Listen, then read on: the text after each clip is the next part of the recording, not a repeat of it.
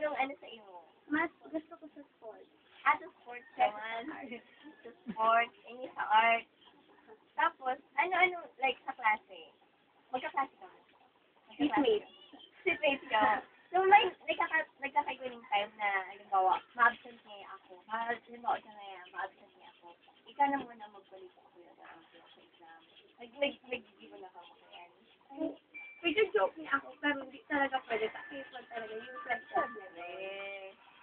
Yes. Pero, anong kadalasan yung pag-iwanan?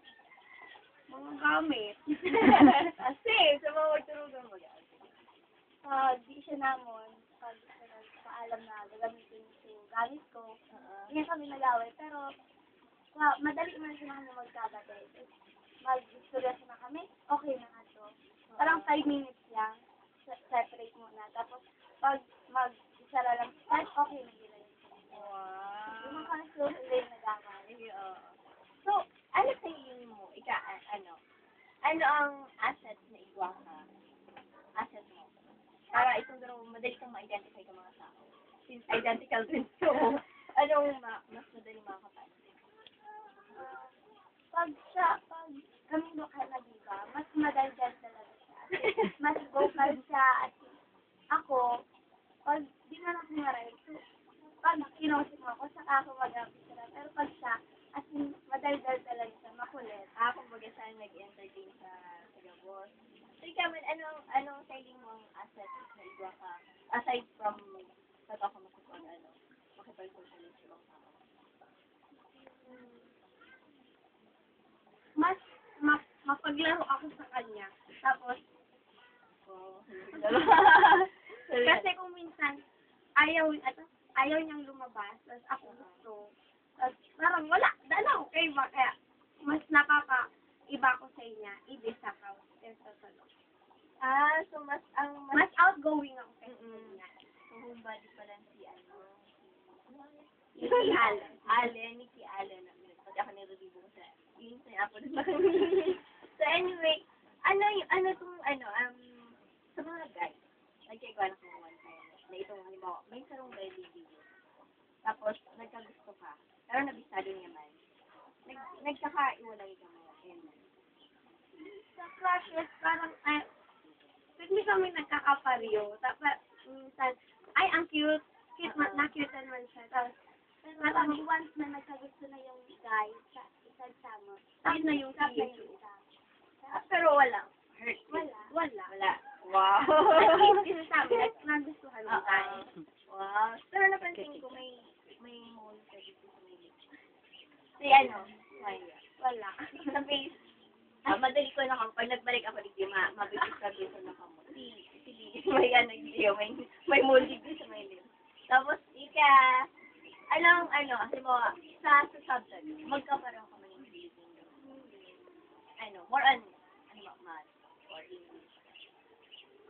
Sa English, parang kami sa isa.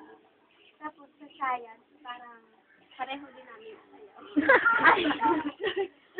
parang wala lang, hindi lang namin na masyadong nakukuha yung lesson sa science. Pero sabay namin pinag-studyhan para mas mag-gets namin. Wow. Pero anong favorite mo yung subject na nagkaparaw ka na talaga?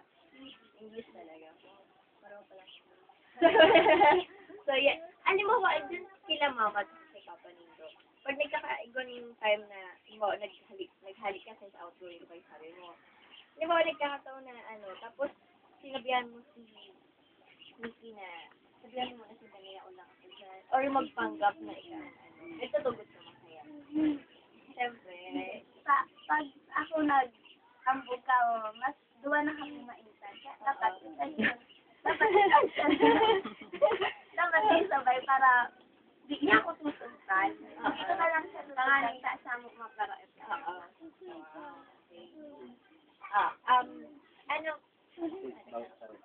Sige. Bird pa rin. Kata ko Roll. Do. Mag-taw ka ng message para sa imo. Tapos, para sa iya. Tapos, ikaw mag-taw ka ng message para sa iyo. Yung pagkambal ko.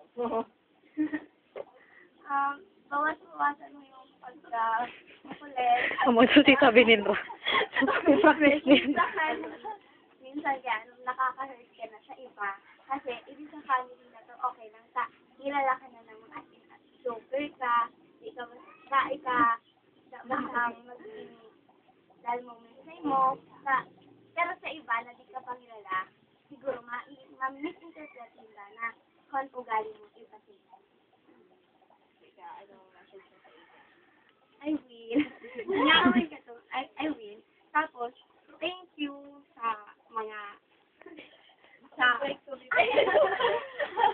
thank you sa mga pagtabang, sorry man sa pag-away natin na kung minsan na-hurt na talaga ikaw, pero hindi ko na talaga tututuyo. Kaya, I love you. I love you.